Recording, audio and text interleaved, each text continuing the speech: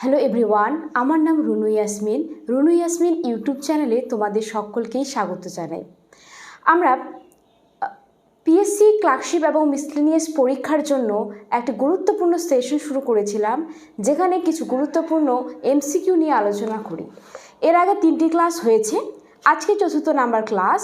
আজকে আলোচনা করব খুব বেশি গুরুত্বপূর্ণ কয়েকটা প্রশ্ন এবং তার সাথে যুক্ত আরও গুরুত্বপূর্ণ ইনফরমেশন নিয়ে। এর আগে আমরা WBCS প্রিলিমিনারি পরীক্ষার 10 বছরের প্রশ্নপত্র আলোচনা করেছি, আর পিএসসি ক্লার্কশিপ পরীক্ষার A to Z সব প্রশ্ন আলোচনা করেছি। ডেসক্রিপশনে লিঙ্ক দেওয়া আছে, না দেখলে দেখে নিতে পারো। শুরু করা যাক আজকের প্রশ্ন। প্রথম প্রশ্নেই বলা হয়েছে, জালিয়ানওয়ালাবাগের হত্যাকাণ্ডের প্রতিবাদে ভাইসরয় কার্যনির্বাহী পরিষদের সদস্য পদ থেকে কে ত্যাগপত্র দেন?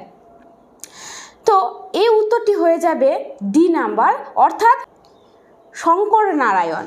ঠিক আছে, এবার এই জালিয়ানওয়ালাবাগের হত্যাকাণ্ড সম্পর্কে জানার সাথে আরও কিছু গুরুত্বপূর্ণ ইনফরমেশন আমরা জেনে নেব। যেমন সবার প্রথমে হয়েছিল 19 তারিখের মার্চ মাসের 1919 সালে একটা অ্যাক্ট আসে, তার নাম হচ্ছে রাওলাট অ্যাক্ট। Rowlatt act. আর এটাতে রাওলাট অ্যাক্টটা নিয়ে এসেছিলেন কে? Sidney Rowlatt. Sidney Rowlatt. ঠিক আছে, আর এই অ্যাক্টটাকেই ব্ল্যাক অ্যাক্ট বা কালা কানুন কে বলেছিলেন? গান্ধীজি।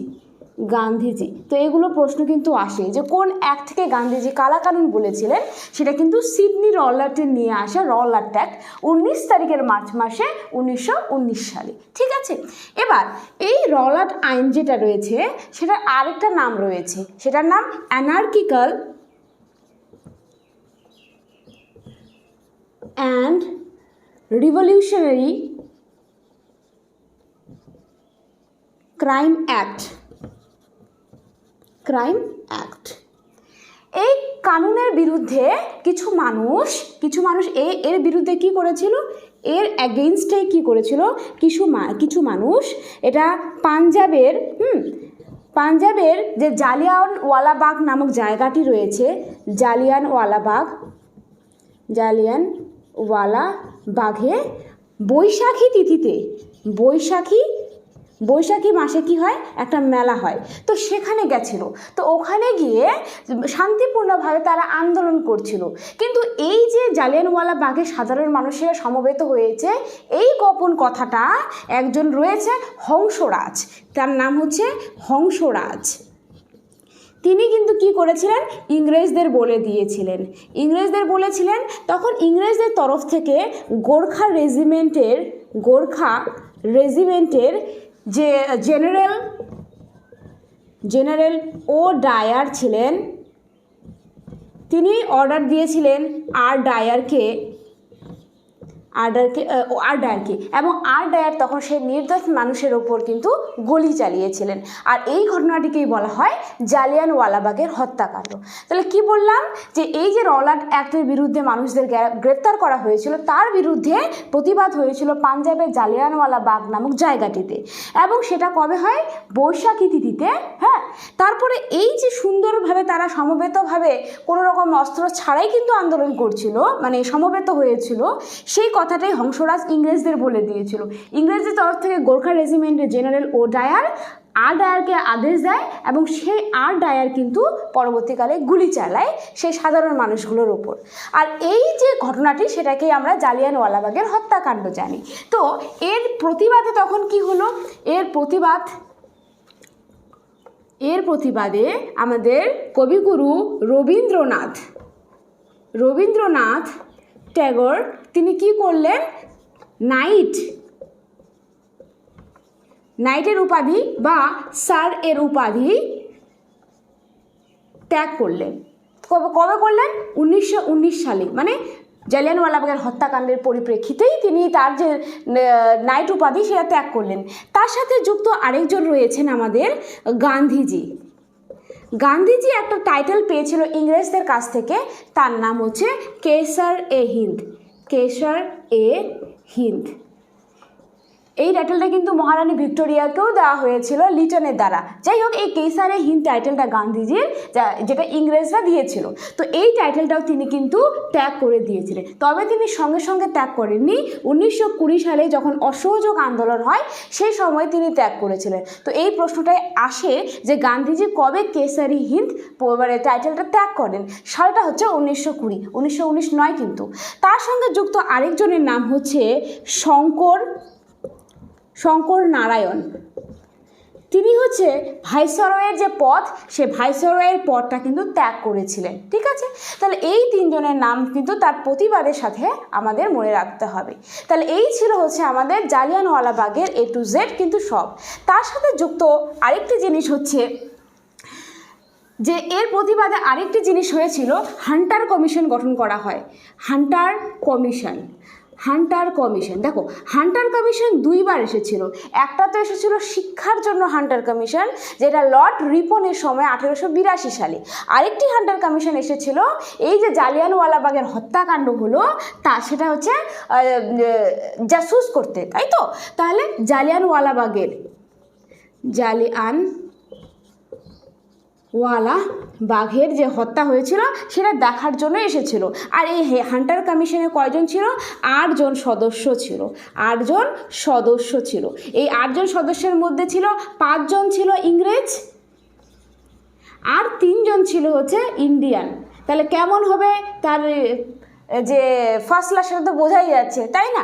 তো যদিও ইংরেজরা সেই সময় ভারতীয়দের ভোলানোর জন্য বলেছিল যে হ্যাঁ, ইংরেজদের এটা ভুল হয়েছে, গুলি চালানো হয়নি, ঠিক হয়নি, এরকম করে বলেছে, কিন্তু তাদের কিন্তু কোনো রকম সাজার ব্যবস্থা করেনি। সেই জন্য তখন একজন ভারতীয় 1940 সালে কি করেছিলেন, তার নাম কিন্তু উধম সিং। হ্যাঁ, উধম সিং কী করেছিলেন, লন্ডনে গিয়ে, ইউকেতে গিয়ে তখন জেনারেল ও ডায়ারকে হত্যা করে আসেন। কবে? 1940 সালে। ভীষণ গুরুত্বপূর্ণ। তাহলে জেনারেল ও ডায়ারকে পরবর্তীকালে কে গুলি চালিয়েছিলেন? উধম পিটিয়েছিল। কবে? 1940-এ। কোথায় গিয়ে? লন্ডনে গিয়ে। তাহলে এটাই হচ্ছে আমাদের জালিয়ানওয়ালাবাগের সম্পূর্ণ ইনফরমেশন।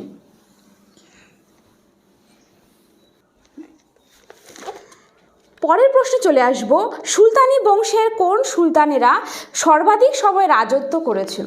দেখো, সুলতানি যুগ যেটা ছিল, তো তার সময় অনেকগুলো ডাইনেস্টি ছিল, সেগুলোর নাম আমাদের পরপর মনে রাখতে হবে। সেটার নাম হচ্ছে গুলাব খিলেতো সাসলো। এই ট্রিকের দ্বারা আমরা সেটা মনে রাখবো। যেমন গুলাব থেকে হয়ে যাবে গোলাম বংশ, ঠিক আছে, বা স্লেভ ডাইনেস্টি। তারপরে খিলে থেকে হয়ে যাবে খিলজি বংশ। তো মানে হয়ে যাবে তুগলক বংশ। সাস মানে হয়ে যাবে সৈয়দ বংশ। ল থেকে হয়ে যাবে লোদি বংশ।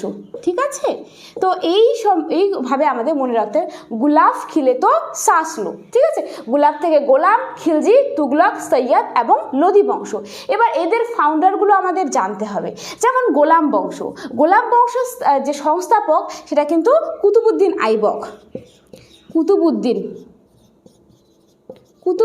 আইবক। যদিও এর যদি বলা হয় রিয়েল ফাউন্ডার কিন্তু ছিল ইলতুৎমিশ। ঠিক তেমনি খলজি বংশের প্রতিষ্ঠাতা ফাউন্ডার ছিলেন হচ্ছে জালালউদ্দিন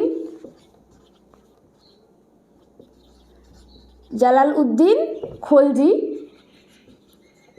কিন্তু রিয়েল ফাউন্ডার যদি বলা হয়, রিয়েল ফাউন্ডার যদি বলা হয়, তাহলে সেটা কিন্তু আলাউদ্দিন খিলজি। ঠিক আছে, এটা হয়ে গেল গুলাম আর লোদি। এবার তুগলক বংশ, তারপরে সৈয়দ বংশের প্রতিষ্ঠাতাটা অনেকবার পরীক্ষায় আসে, খিজির খান। আর শেষ রাজা এখানকার কে ছিলেন? আলাউদ্দিন শাহ। ঠিক আছে, এটা সৈয়দ বংশের বললাম। আর লোদি বংশের তো ফাউন্ডার হচ্ছে আমাদের বহুলুল লোদি, বহুলল লোদি। আর এখানকার যে শেষ রাজা ছিলেন ইব্রাহিম লোদি, ইব্রাহিম লোদি, যার সাথে পরবর্তীকালে পানিপথে যুদ্ধ হয় বাবরের, এবং সেই ইব্রাহিম লোদিকে পরাস্ত করে বাবর জিতে যায় এবং বাবর কী হয়, মোগল সাম্রাজ্য স্থাপন করে থাকে। ঠিক আছে, এবার এটা তো গেল আমাদের যে ক্রম অনুসারে কোন বংশটা আগে এসেছিল কোনটা পরে, কিন্তু আমাদের প্রশ্নে বলেছে কোন বংশের সময়কালটা বেশি দিন ধরে ছিল। তাহলে সেটা ক্রম মনে রাখার জন্য আমরা এরকম লিখব তুগলক, তুগলক সখী। এই যে তুগলক বংশটা আছে সেটারই নাম লিখলাম তুগলক সখী। তাহলে এখানকার সব থেকে বেশি টেনিওর বা সব থেকে বেশি টাইম জুড়ে যে শাসন করেছিল সেই বংশটার নাম হচ্ছে তুগলক। তারপরে হচ্ছে গ থেকে গোলাম, গোলাম বংশ। ল থেকে লোদি বংশ তারপরে হবে। আর খ থেকে হচ্ছে খিলজি বংশ, খিলজি। আর স হচ্ছে সৈয়দ। ঠিক আছে, তাহলে এই কয়টি বংশের নাম। এবার পরের প্রশ্নে বলবো আমরা, নিচের কোন হরপ্পা সাইটটি 3টি জনপদের অবশিষ্ট পাওয়া গেছে? উত্তর হয়ে যাবে ধোলাভিরা। এবার হরপ্পান সাইট সম্পর্কে আমাদের কিছু গুরুত্বপূর্ণ জিনিস আমাদের জানতে হবে। দেখো, হরপ্পা সভ্যতা, হরপ্পা যেটা সাইটসগুলো রয়েছে, তো সব সাইটসগুলো কি রয়েছে, 2টি ভাগে ভাগ আছে, 2টি ভাগে ভাগ করা, কিন্তু একমাত্র 3টি ভাগে ভাগ করা রয়েছে একটা জায়গায়, সেটার নাম হচ্ছে ধোলাভিরা, ধোলাভিরা, তাই তো। তো ধোলাভিরা জায়গাটি কোথায় রয়েছে? গুজরাটের মধ্যে। এবার পরীক্ষায় এসেছিল গুজরাটে, অপশনই দেয়নি, তাহলে ধোলাভিরা কোন এক্স্যাক্ট জায়গায় রয়েছে সেটা জানতে চাওয়া হয়। তাহলে এই ধোলাভিরা, এটা সাপোজ এটা আমি গুজরাট আঁকলাম, তো এই যে গুজরাটের উপরের অংশটাকে তো কচ্ছ বলা হয়, আর নিচেটাকে বলা উপরেটাকে বলা হয় সৌরাষ্ট্র, আর নিচেটাকে বলা হয় কচ্ছ। আর এই ধোলাভিরাটা কিন্তু এই সৌরাষ্ট্র অঞ্চলের মধ্যে অবস্থিত। ঠিক আছে, সৌরাষ্ট্র অঞ্চলের মধ্যে ধোলাভিরা অবস্থান করেছে, তাহলে গুজরাটের সৌরাষ্ট্রে হয়ে যাবে। আর এই ধোলাভিরার মধ্যে হচ্ছে ড্রেনেজ সিস্টেমটা ভালো ছিল। পরীক্ষা আসা প্রশ্ন যে নিম্নলিখিত কোন অঞ্চলগুলির মধ্যে, কোন সাইটসের মধ্যে ড্রেনেজ সিস্টেম ডেভেলপ লক্ষ্য করা যায়, সেটা হচ্ছে আমাদের ধোলাভিরা। এই ধোলাভিরা আমরা কেন জানি বিশেষ করে গুরুত্বপূর্ণ, কারণ এটা 40তম ইউনেস্কো সাইট কিন্তু ভারতের, তাই না? এই 40তম ইউনেস্কো সাইট, যদিও বর্তমানে এখন ইউনেস্কো সাইটের যে পরিমাণ সেটা 42টি, কারণ 41তম যেটা ছিল সেটার নাম হচ্ছে শান্তিনিকেতন, শান্তিনিকেতন। এটা কে বানিয়েছিলেন? কবিগুরু রবীন্দ্রনাথ ঠাকুর, রবীন্দ্রনাথ ঠাকুর। তবে তিনি কবে বানিয়েছিলেন? 1901 সালে। যদিও সেটা পরবর্তীকালে বিশ্বভারতীয় বিশ্ববিদ্যালয় হয় 1921 সালে। এই সালটি পরীক্ষায় এসেছিল এমটিএস পরীক্ষায়। যে বিশ্বভারতীয় বিশ্ববিদ্যালয়টা, মানে রবীন্দ্রনাথ ঠাকুর তো শান্তিনিকেতন বানিয়েছিলেন, সেটা পরবর্তীকালে বিশ্বভারতীয় বিশ্ববিদ্যালয় হয় কত সালে? সেটা কিন্তু 1921 সালে। তো এটা হচ্ছে 41তম ইউনেস্কো ওয়ার্ল্ড হেরিটেজ সাইট ছিল। এবার 42তম ওয়ার্ল্ড হেরিটেজ সাইটের নাম হচ্ছে হুয়েলেশ্বর। হুয়েলেশ্বরের যে মন্দিরটা রয়েছে এটা কোথায় অবস্থান করেছে? কর্ণাটক। তাহলে এই হয়ে গেল আমাদের রামসার সাইট। এবার ইনটেনজিবল সাইটসগুলো আসে আমাদের, যে রামসার সাইট না, মানে ইউনেস্কো সাইট। ইউনেস্কোর মধ্যে ইনটেনজিবল যে সাইটসগুলো রয়েছে, ইনটেনজিবল সাইটস অফ ইউনেস্কো এখন বর্তমানে কিন্তু 15টি রয়েছে। আগে ছিল 14টি, এবং 14 নাম্বার যেটা ছিল সেটা হচ্ছে পশ্চিমবঙ্গের দুর্গা পূজা ছিল, যেটা 2021 সালে অ্যাড করা হয়েছিল। এখন বর্তমানে 15তম যে ইউনেস্কো ইনটেনজিবল সাইটটা রয়েছে সেটার নাম হচ্ছে গরবা ডান্স, গরবা ডান্স। এটা কোথাকার? গুজরাটের ডান্স কিন্তু গরবা। তাহলে এই ধোলাভিরার সাথে যুক্ত কিছু ইনফরমেশন আমরা যেমন দেখে নিলাম, এরপরে আমরা দেখব আরও কিছু গুরুত্বপূর্ণ সাইটস যেটা ইন্ডাস ভ্যালি সিভিলাইজেশনের সঙ্গে যুক্ত বা হরপ্পা সভ্যতার সঙ্গে যুক্ত। তাহলে 3টি ভাগে আমি বললাম ধোলাভিরা যেটা এখানে অবস্থান করেছে, আর ঠিক যে এখন বর্তমানে কান্ডালা যে বন্দরটা রয়েছে ওখানেই অবস্থান করতো কি? লোথাল। লোথাল। আর এই লোথালের যেটা ছিল সেখানে আমরা কি হাতির দাঁত পেয়ে যাই, হাতির দাঁত আর সতীদাহ প্রথা, সতী প্রথার প্রমাণ কিন্তু পাই। আর এই কথাটা আমরা কোথায় দেখতে পাই, এরান অভিলেখে। আর এই এরান অভিলেখটা কার লেখা, ভানু সিংয়ের লেখা এরান অভিলেখ থেকে সতী প্রথার প্রমাণ পাই লোথালের মধ্যে। ঠিক আছে, এবার এই যে কচ্ছর মধ্যেও কিন্তু বেশ গুরুত্বপূর্ণ কিছু ছিল জায়গা। আচ্ছা, আরও কতগুলো রয়েছে, যেমন রংপুর, এটাও কিন্তু গুজরাটের মধ্যে রয়েছে। হ্যাঁ, এই ইন্ডাস ভ্যালি সিভিলাইজেশনের সাইট এটা। তো রংপুর এটা গুজরাটের মধ্যে রয়েছে। এই রংপুরের মধ্যে কি পেয়ে থাকি আমরা, ধানের ভুসি পেয়ে থাকি। ঠিক আছে, এবার কোট দিজি, সুট্টা গ্যান্ডোর, এই জায়গাগুলো কিন্তু এখন বর্তমানে পাকিস্তানের মধ্যে অবস্থিত ইন্ডাস ভ্যালি সিভিলাইজেশনের এই সাইটটা। আসলে আমাদের যে হরপ্পা সভ্যতাটা সেটা 3টা দেশের মধ্যে বিস্তৃত, একটা হচ্ছে পাকিস্তান, একটা হচ্ছে ইন্ডিয়া, আর একটা হচ্ছে আফগানিস্তানের মধ্যে শুধুমাত্র 2টি সাইট রয়েছে, পাকিস্তানের মধ্যে কিছু সাইট আর ইন্ডিয়ার মধ্যে সব থেকে বেশি সাইট রয়েছে। টোটাল তো 350টি সাইট, প্রায় ইন্ডিয়ার মধ্যেই রয়েছে 200টি সাইট, যেটা গুজরাট রাজ্যের মধ্যে অবস্থিত। ঠিক আছে, ঠিক তেমনই রাখিগড়ি এইটা হচ্ছে হরিয়ানার মধ্যে, এই সাইটটি হরিয়ানার মধ্যে রয়েছে। এটাই হচ্ছে সবচেয়ে বড় সাইট।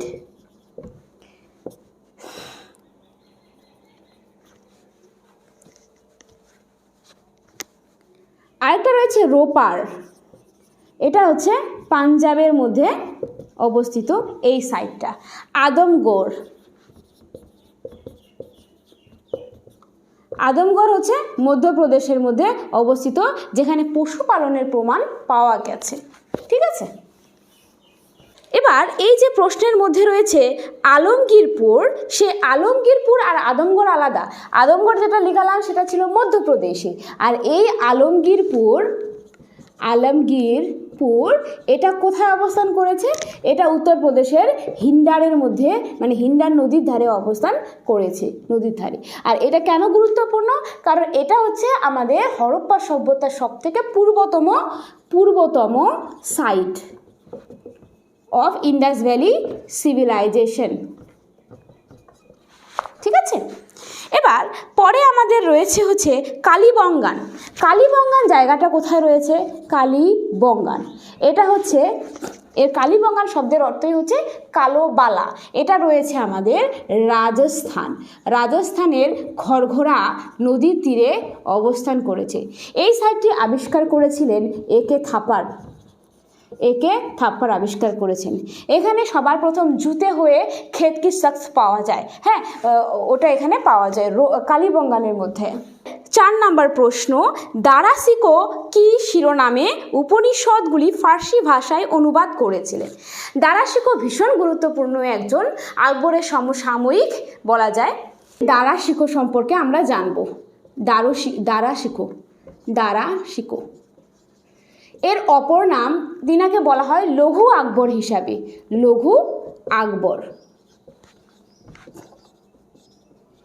কারণ আকবরের সময় আমরা জানি যে সাহিত্যের ট্রান্সলেট করাটা খুব বেশি ফোকাস দেওয়া হয়েছিল, ঠিক তেমনি দারাশিকোর সময়ও হয়েছিল বলে দারাশিকোকে লঘু আকবর বলা হয়। দারাশিকো যে উপনিষদ রয়েছে না, উপনিষদগুলোকে ফার্সি ভাষায়, কি বললাম, দারাশিকো করেছিল উপনিষদগুলোকে ফার্সি ভাষায় কিন্তু ট্রান্সলেট করেছিলেন। তবে সেই ফার্সি ভাষায় ট্রান্সলেট করার পর যে তার নামটা হয়েছিল, উপনিষদের নামটা তিনি আকবরের নামেই রেখেছিলেন। তার নাম হচ্ছে কি, সির-ই-আকবর। হ্যাঁ, সির-ই-আকবর। তাহলে এটাই হয়ে যাবে তার উত্তর। তাছাড়া এই যে আকবরের সময়ে অনেক কিন্তু উপন্যাস বা অনেক গ্রন্থের ট্রান্সলেট করা হয়েছিল ফার্সি ল্যাঙ্গুয়েজে, এগুলো আমরা জানব। যেমন এই সময়ে এই সময়ের মানে হচ্ছে আমি এখানে কিন্তু আকবর লিখাচ্ছি, হ্যাঁ, আকবরের সময়ে রামায়ণটা ট্রান্সলেট করা হয়। তবে কে ট্রান্সলেট করে সেটার নাম হচ্ছে বাদায়ুনি। মহাভারত ট্রান্সলেট করা হয়, মহাভারত ট্রান্সলেট করেন বাদায়ুনি।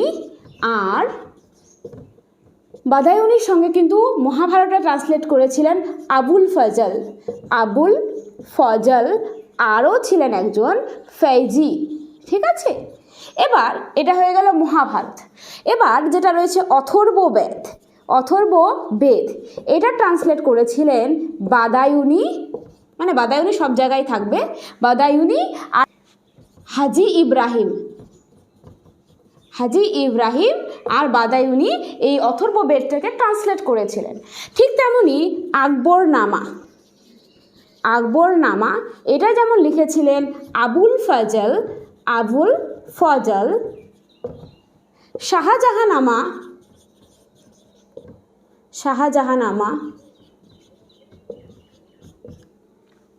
এটা কিন্তু হচ্ছে শাহজাহানামাটা লিখেছিলেন, এটা হচ্ছে ইনায়াত হোসেন।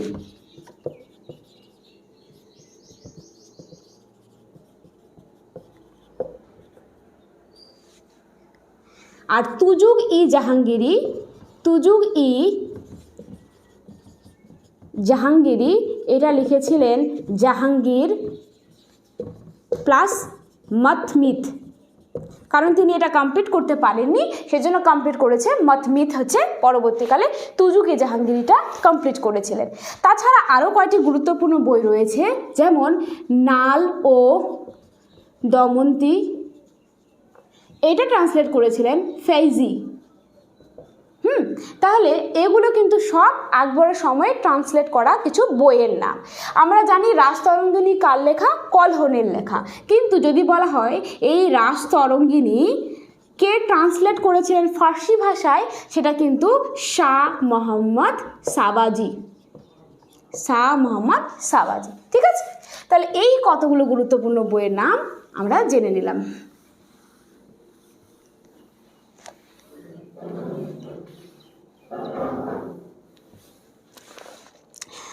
এবার পরের প্রশ্নে বলা হয়েছে নিম্নলিখিত ব্যক্তিগুলির মধ্যে কে ক্যাবিনেট মিশনের সদস্য ছিলেন না।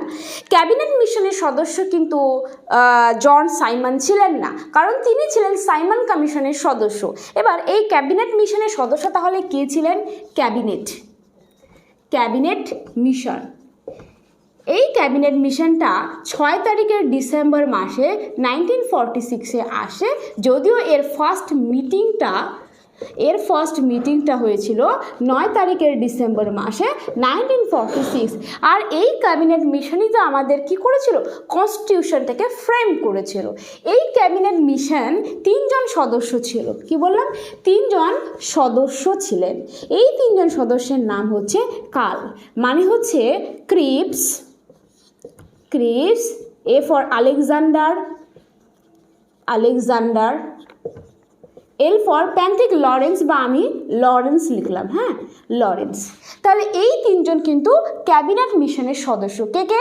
ক্রিপস, আলেকজান্ডার আর প্যান্থিক লরেন্স।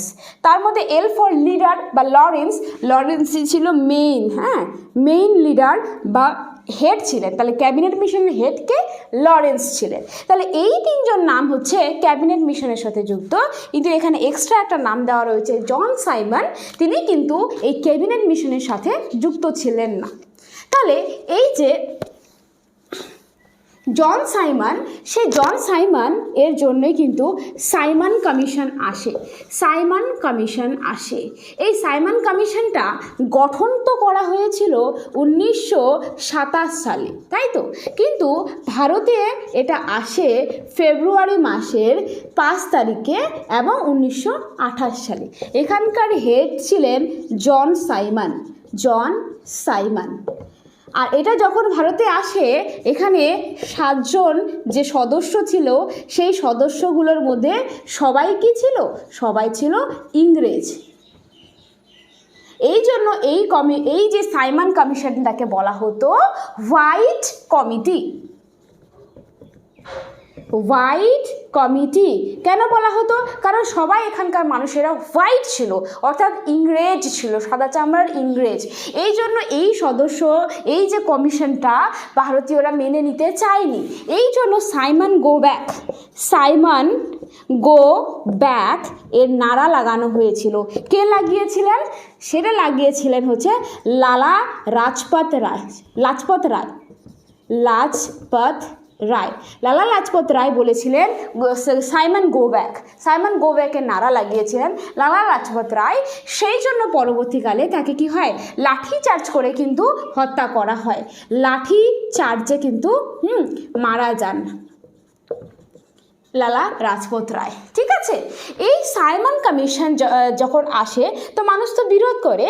এই জন্য এই সাইমন কমিশন আসলে কি করেছিল, কনস্টিটিউশনটা কেমন বানাবে ওরা চেয়েছিল, মানে সাইমন কমিশনের মাধ্যমে। তো তখন এর প্রতিবাদে আমাদের মুসলিম লীগ 14 দফা দাবি পেশ করে। আর সেই সঙ্গে সঙ্গে মতিলাল নেহেরু কি করেছিল, সেটা হচ্ছে মতিলাল নেহেরু পয়েন্ট দিয়ে থাকেন। মতিলাল নেহেরু কি করেছিলেন, নেহেরু পয়েন্ট মানে কনস্টিটিউশনে কি কি থাকবে তার একটা খসড়া তিনি দিয়েছিলেন, যেটা নাম মতিলাল নেহেরু রিপোর্টস। আর মুসলিম লীগ সেটাকে না পছন্দ করে মুসলিম লীগ আবার নিজের দাবি দিল, ওটার নাম 14 দফা দাবি। যেহেতু দুজনের মতের বিরোধ ছিল, ওই জন্য ইংরেজরা সেই সুযোগে এটাকেও বাতিল করে এবং ইংরেজরাই নিয়ে আসে ভারত শাসন আইন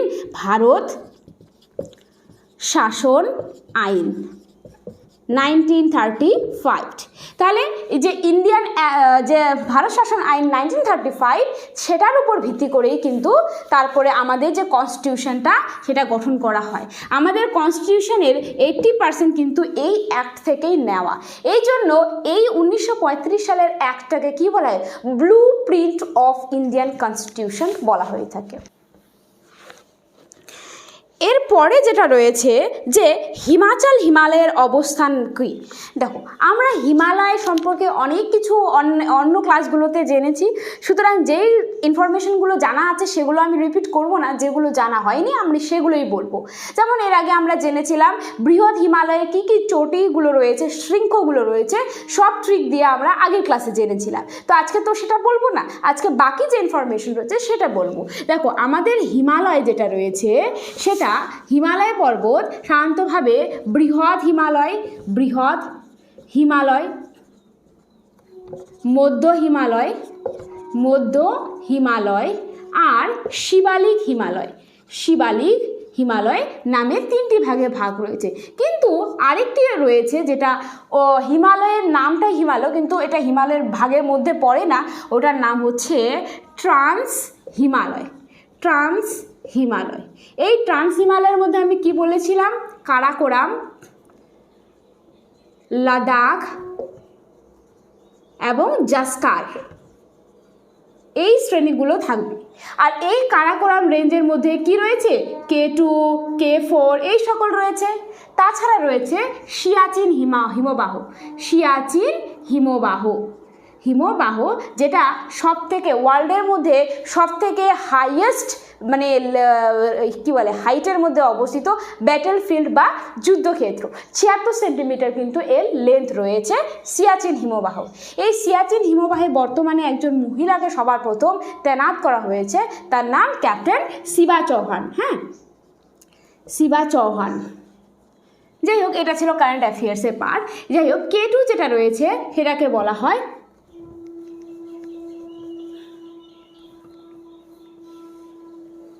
K2 হচ্ছে কারাকোরাম 8611 মিটার। আর K4 যেটা রয়েছে সেটার নাম হচ্ছে গ্যাসার ব্রোম। তো এগুলো কিন্তু K2 থেকে তো অনেক K1 K2 K3 K4 অনেকগুলো রয়েছে, কিন্তু এই দুটো নামটাই গুরুত্বপূর্ণ হয়ে দাঁড়ায়। ঠিক তেমনি লাদাখ রেঞ্জের মধ্যে এটা পৃথিবীর মধ্যে সবথেকে খাড়া ঢালে অবস্থিত একটা পাহাড় রয়েছে, তার নাম হচ্ছে রাকাপোশি। রাকাপোশি ভীষণ গুরুত্বপূর্ণ, এটা পৃথিবীর মধ্যে অবস্থিত সবথেকে খাড়া ঢালের পাহাড়। মনে করো এখানে হঠাৎ করে কেউ গেল, হঠাৎ করেই পড়ে যাবে, এই এত স্টিপ এখানকার স্লোপটা রয়েছে। যাই হোক, এই তিনটা ছিল ট্রান্স হিমালয়। বাকি বৃহৎ হিমালয় আমরা ডিটেলসে পড়েছি। মধ্য হিমালয়ের কিছু কিছু জায়গার নাম আমি এখানে লিখিয়ে দিচ্ছি, বলবে এই রেঞ্জগুলি কোন হিমালয়ের অংশ, তাহলে বলতে হবে মধ্য হিমালয়ের অংশ, তাই তো? তাহলে মধ্য হিমালয়ের মধ্যে পড়ে থাকবে আমাদের পীরপঞ্জাল তো বৃহৎ হিমালয়, ধলাধর, ধলাগিরি বলিনি কিন্তু, ধলাগিরি হয়ে গেল বৃহৎ হিমালয়ের অংশ, আর ধলাধর হয়ে যাবে মধ্য হিমালয়ের অংশ। তারপরে মৌসুরি, নাগটিব্বা, তারপরে কুল্লু, মানালি, সিমলা। এই হিলগুলো কোথায় অবস্থান করেছে, যেগুলো সাধারণত হিল স্টেশন মানুষ ঘুরতে যায়, এগুলো কিন্তু সব মধ্য হিমালয়ের অংশ। আর এই বৃহৎ হিমালয়টাকে আমরা কি বলে থাকি, যেহেতু এটা অনেক বড় হিমালয়, বৃহৎ হিমালয় অনেক হাইটে অবস্থিত, ওটাকে বলা হয় হিমাদ্রি হিমালয়। হ্যাঁ, হিমাদ্রি মানে হিম দিয়ে আবৃত থাকে, সবসময় সাদা বরফ দিয়ে ঢাকা থাকে বলে হিমাদ্রি হিমালয় বলা হয়ে থাকে। আর এই মধ্য হিমালয়টাকে কি বলা হয়ে থাকে, হিমাচল হিমালয় বা লেসার হিমালয় বলা হয়ে থাকে। আর শিবালিক তো সব থেকে নবীন এবং সেটার হাইটটাও অনেক অনেক কম। যেমন বৃহৎ হিমালয়ের হাইট অ্যাভারেজে যদি ধরি 6100 মিটার, মধ্য হিমালয়ের 6000 মিটার, তারপরে যেটা রয়েছে আমাদের শিবালিকের শুধুমাত্র 3500 মিটার, মানে অনেকটাই কম কিন্তু। হ্যাঁ, তাহলে এখানে প্রশ্নতে বলেছিল আমাদের যে হিমাচল হিমালয়ের, তাই বলেছিল না? হ্যাঁ, হিমাচল হিমালয়ের অবস্থান কি? হিমাচল হিমালয় মধ্য হিমালয়ের মধ্যে অবস্থিত, অর্থাৎ এর উত্তরটি হয়ে যাবে কিন্তু মধ্য হিমালয়। ঠিক আছে, এবার এই যে ট্রান্স হিমালয়, বৃহৎ হিমালয়, মধ্য হিমালয়, শিবালিক হিমালয় আমি বললাম, এগুলোর মাঝখানে কিছু বাউন্ডারিজ রয়েছে, সেই বাউন্ডারিগুলো আমাদের জানতে হবে।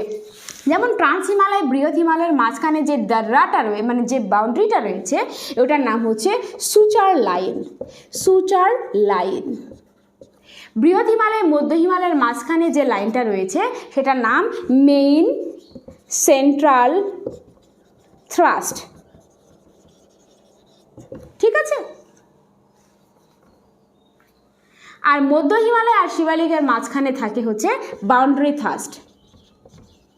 থ্রাস্ট, মানে চুক্তি, তাই তো?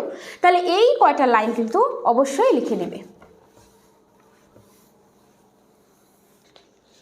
এর পরের প্রশ্নতে বলেছে নিচের কোন নদীটি গ্রস্ত উপত্যকার মধ্যে দিয়ে প্রবাহিত হয়েছে। দেখো, উত্তরটিতে হয়ে যাবে আমাদের তাপ্তি নদী। তাহলে এই যে আমাদের গ্রস্ত উপত্যকা রয়েছে, গ্রস্ত উপত্যকা বা রিফ্ট ভ্যালি, পরীক্ষায় বলতে পারবে রিফ্ট ভ্যালি। তো এটা কিন্তু একই জিনিস। সাধারণত কি হয়, যখন দুটি হচ্ছে এদিকে একটা মাটি রয়েছে, স্তূপ রয়েছে, এদিকে একটা স্তূপ বা যে ভূমির অংশ, মাঝখানে কিছু অংশ বসে গেলে সেটাকে বলা হয় আমাদের কি, সেটাকে বলা হয় গ্রস্ত উপত্যকা। আর উপরেটাকে, এই দুটোকে উপরে উঠে থাকে, সেটাকে বলা হয় স্তূপ, তাই তো? তো এই গ্রস্ত উপত্যকার মধ্যে দিয়ে যেই নদীগুলো প্রভাবিত হয় সেটা কখনোই ডেল্টা তৈরি করতে পারবে না, এটা এস্টুরি বা খাড়ি তৈরি করে। কারণ এক্ষেত্রে কিন্তু শিলাটা হয়ে থাকে শক্ত, আর তার মধ্যে যেহেতু গ্রস্ত উপত্যকার মধ্যে দিয়ে প্রভাবিত হয়, তারা ডেল্টা তৈরি করতে পারবে না। তাহলে গ্রস্ত উপত্যকার মধ্যে দিয়ে প্রভাবিত নদীর নাম নর্মদা এবং তাপ্তি। ভারতের মধ্যে এই দুটি নদী গ্রস্ত উপত্যকার মধ্যে দিয়ে প্রভাবিত হয়।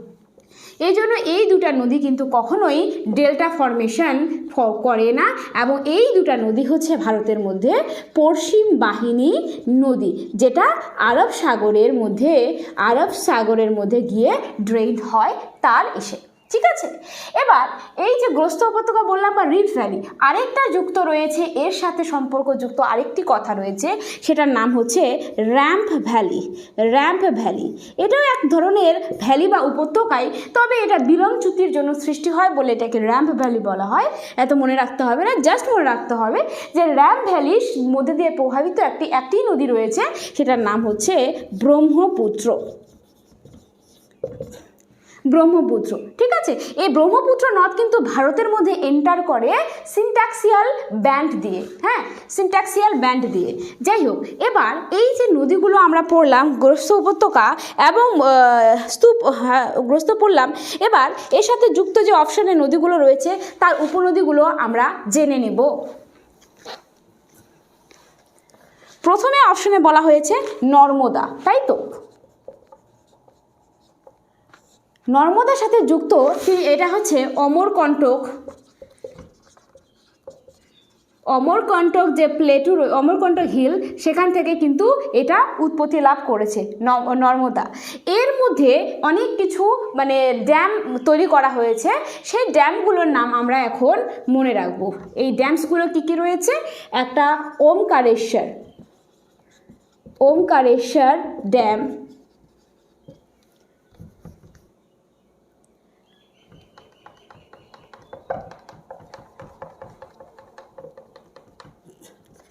সর্দার সরোবর ড্যাম, এগুলো কিন্তু সব নর্মদা নদীর ওপরেই সৃষ্টি। এবার এই নর্মদা নদীর কিন্তু অনেক নাম রয়েছে, যেমন রেওয়া নদী বলা হয় এটাকে, রেওয়া নদী বা দাবাং নদীও বলা হয়, দাবাং নদী বলা হয়, হ্যাঁ। এর ধারেই ধোয়ারধর জলপ্রপাত রয়েছে, ধোয়ারধর জলপ্রপাত এটা অবস্থান করে। তাহলে নর্মদা নদীর ধারে অবস্থিত একটা বিখ্যাত শহর হচ্ছে জব্বলপুর, হ্যাঁ, জব্বলপুর শহরটি কিন্তু নর্মদা নদীর ধারে অবস্থিত। এবার রয়েছে কৃষ্ণা নদী। এই কৃষ্ণা নদীর উৎপত্তি কোথায়? ভীষণ গুরুত্বপূর্ণ। এর উৎপত্তি হয়ে থাকে কিন্তু মহাবালেশ্বর রেঞ্জ থেকে কিন্তু উৎপত্তি হয়ে থাকে। এই মহাবালেশ্বর রেঞ্জটা কোথায় রয়েছে? এটা রয়েছে আমাদের মহারাষ্ট্রের মধ্যে। এই কৃষ্ণা নদীর কতগুলো উপনদী সম্পর্কে আমরা জানব, সেটা হচ্ছে তুঙ্গাভদ্রা, ভীমা, মালপ্রভা, ঘাটপ্রভা, কয়না,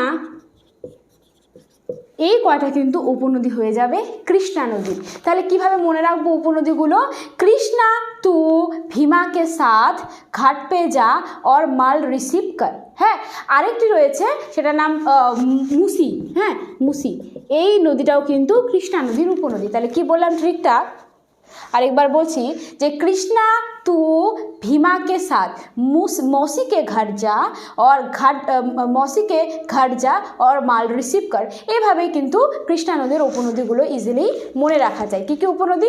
তুঙ্গাভদ্রা, ভীমা, মালপ্রভা, ঘাটপ্রভা, কয়না আর মুসি রিভার।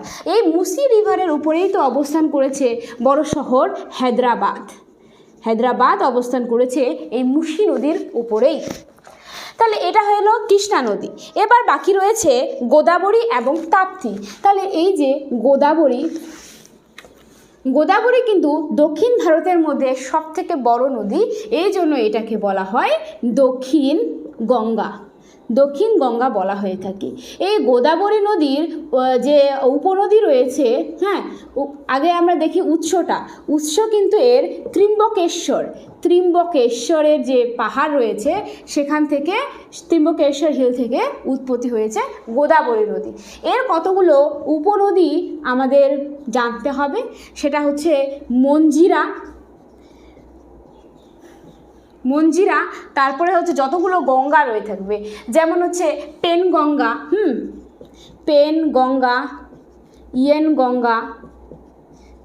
গঙ্গা, তাহলে মঞ্জিরা, হ্যাঁ, এই উপনদীগুলো কিন্তু গঙ্গা, উপনদী হচ্ছে গোদাবরীকে যেহেতু দক্ষিণ গঙ্গা বলা হয়, অর্থাৎ যতগুলো উপনদীর লাস্টে গঙ্গা থাকবে সেগুলো সাধারণত গোদাবরীর উপনদী হয়ে যাবে, এবং মঞ্জিরা যেটা রয়েছে সেটাও কিন্তু গোদাবরীর উপনদী।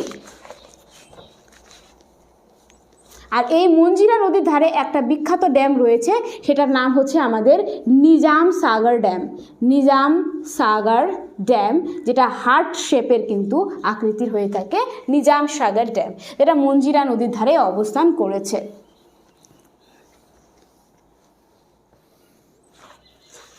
আজকে এইটুকু পর্যন্তই। কেমন লাগলো ক্লাস অবশ্যই জানাবে, এবং please don't forget to share this video এবং উইথ ইউর ফ্রেন্ডস।